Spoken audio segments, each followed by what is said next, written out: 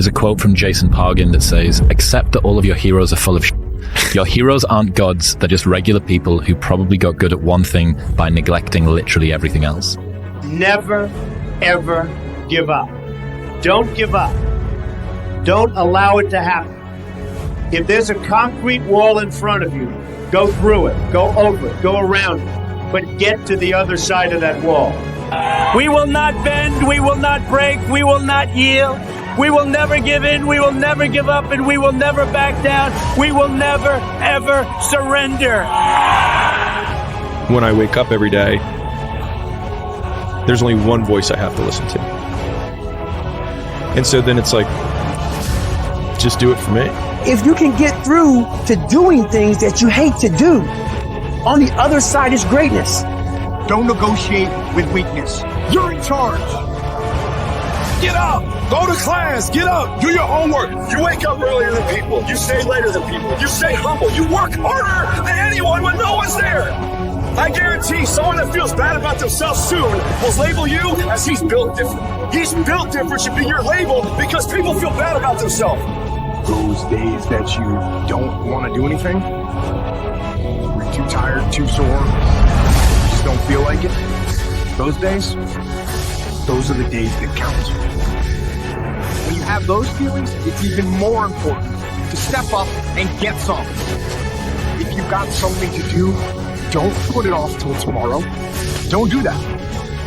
Don't voluntarily do anything tomorrow that you should be getting done today. Get it done today. Don't wait. Attack it, destroy it, and move on. Greatness will cost you something. It's going to cost you some time. It's going to cost you some energy. It's going to cost you some sacrifice. It's going to cost you some resources. It's going to cost you some hours of your life laying down, paying the price, going the extra mile, doing what other people are not willing to do. Greatness is not cheap. Greatness always costs more. That's why there's not many people who achieve greatness. They're not willing to pay the price. It's very, very simple to get what you want. It's not easy. It's your job to make yourself do the crap you don't want to do so you can be everything that you're supposed to be. And you're so damn busy waiting to feel like it. And you're never going to. Ever. No one's coming. No one. No one's coming to push you. No one's coming to tell you to turn the TV off. No one's coming to tell you to get out the door and exercise. Nobody's coming to tell you to apply for that job that you've always dreamt about. Nobody's coming to write the business plan for you. It's up to you. And because you're only ever going to do the things that you feel like doing right now or that feel good right now, unless you understand that you've got to parent yourself, you've got to push yourself, you're not going to make your dreams come true. If you set out and you say you're going to do something, do yourself a favor and don't lie to yourself. Because that is the worst thing that an individual can ever do. You think you lying to your peers. You think you lying to your mother. You think you lying to your teacher. You think you lying to your coach. At the end of the day, when you look in the mirror, you lying to you. In 10 years from now, nobody can do anything for you. That's going to be the life that you create, not anybody else. You make your bed, you got to lay it. Everyone thinks you're crazy until it works. And so, I mean, if you think of the outcome as the trump card, then all of the pain and suffering that you lead up to that point, if you're just, I'm trying to think of an appropriate saying, I was going to say balls deep certain, that no matter what, you will die or you will get there, then the likelihood that all of the things that you've done up to that point will then be justified in retrospect is super high. And I actually see that as super compelling, as a thing to latch onto in harder times. Seconds ago, pain, that's it's almost like excruciating. Seconds later, it like flows out of you, like you just pull the plug on your sink and all the water and all the pressure just goes. It's a greater feeling than what the pain was. I mean, the pain you felt doing that, man, is overridden with pride.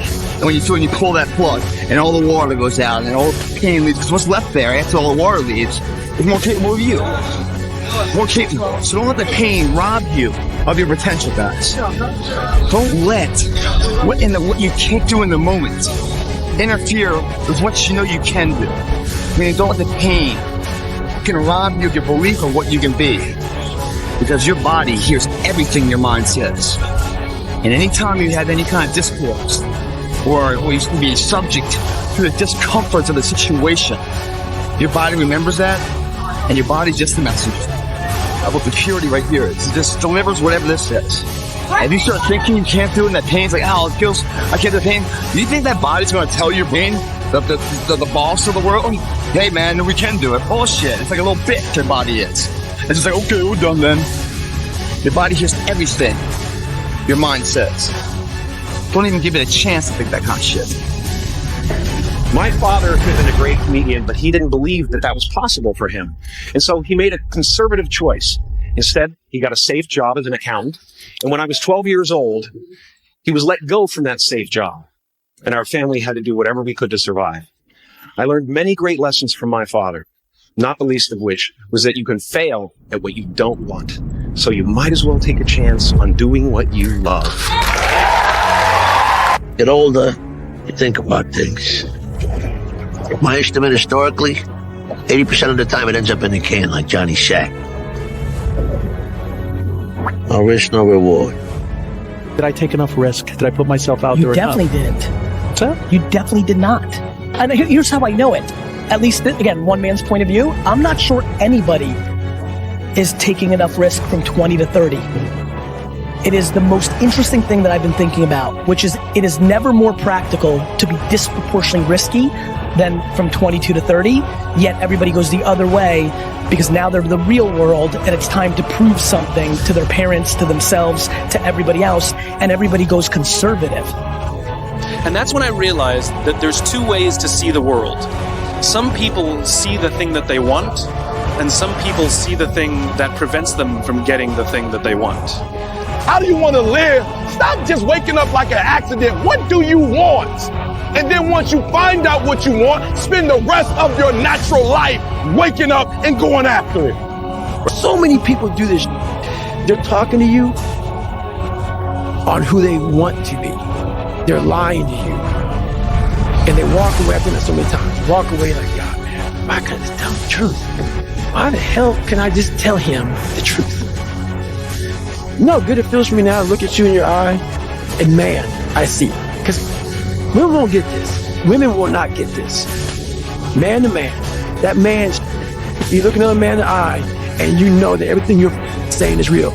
And it comes from a real working place, something that you earned. It's the best feeling in the world.